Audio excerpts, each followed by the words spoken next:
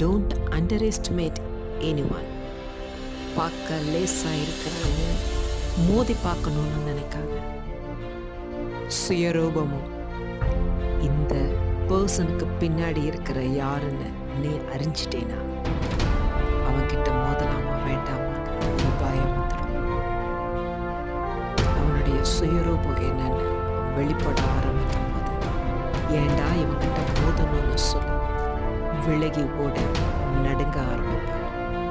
நீ நினைச்சு பார்த்தது சாதாரண முகத்தான், ஆனா அவனுக்கு பின்புறமாக இருக்க செய்யப்படுவது அவனுடைய தகப்பன். ஆஹா, சாதாரண ஒரு அப்பாவுக்கு அவ்வளோ பலன் இருக்குமா, வல்லமை இருக்குமா? சர்வ வல்லமையுள்ள கர்த்தர் இதோ அவனுக்கு சகலமுமாக இருக்கிறார். So don't underestimate anyone.